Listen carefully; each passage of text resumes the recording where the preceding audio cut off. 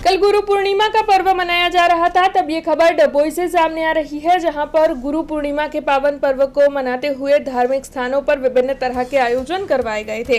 दरअसल गुरु पूर्णिमा गुरु और शिष्य के पवित्र संबंध का प्रतीक है। तब इस अवसर पर वडोदरी भागोड़ निकट स्थित पौराणिक श्री बद्रीनारायण मंदिर में 1008 परम पूज्य सुदर्शनाचार्य महाराज के दर्शन कर श्रद्धालुओं ने आशीर्वाद प्राप्त किए। ऐसे में आपको बता दें कि इस मौके पर डभोई के विधायक शैलेश मेहता के साथ जिला अध्यक्ष डॉक्टर विजय ब्रह्मभट्ट, नगर पालिका के अध्यक्ष पुष्पाबेन रावल, सुभाष भोजवाणी, आरोग्य समिति के चेयरमैन भावेश भाई पटेल, साथी दीक्षित दवे, महामंत्री हिरेन शाह समेत कांग्रेस के कॉर्पोरेटर एवं अन्य पदाधिकारी भी मौजूद रहे थे और उपस्थित इन सभी सामाजिक राजनीतिक अग्रणियों की ओर से परम पूज्य 1008 सुदर्शनाचार्य महाराज के दर्शन कर उनके आशीर्वाद प्राप्त किए गए थे। इसी के साथ ब्रह्म कुमारी आश्रम एवं स्वामीनारायण मंदिर में भी राजनीतिक एवं सामाजिक क्षेत्र के अग्रणियों ने पहुंचकर गुरु पूर्णिमा के पावन पर्व पर आशीर्वाद प्राप्त किया था।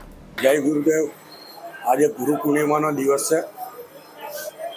વર્ષોથી ભારત દેશમાં ગુરુ પરંપરા ચાલતી આવી છે અને એનો અનુરૂપ આજે અહીંયા દરબાવતી ખાતે બદ્રીનારાયણ મંદિરમાં સુદર્શનાચાર્યજીના આશીર્વાદ લેવા આવ્યા છે।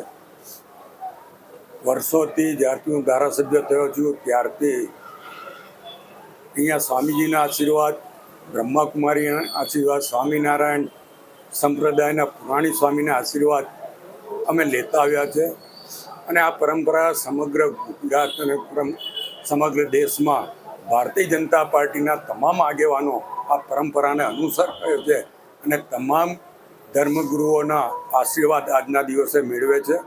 આ સનાતનની પરંપરા ભારતીય જનતા પક્ષ એ વર્ષોથી પાળતી આવી છે, ત્યારે આજે અમે ડભોઈમાં ગુરુઓના આશીર્વાદ લેવા આવ્યા છે। હું આપના મારફત તમામ નગરજનો પર પણ આ તમામ ગુરુઓનો આશીર્વાદ વરસે એવી શુભકામના પાઠવું છું। જય ગુરુ। हमसे जुड़े रहने के लिए हमारे YouTube चैनल को सब्सक्राइब करें और नई वीडियो की नोटिफिकेशन के लिए बेल आइकॉन को दबाएं।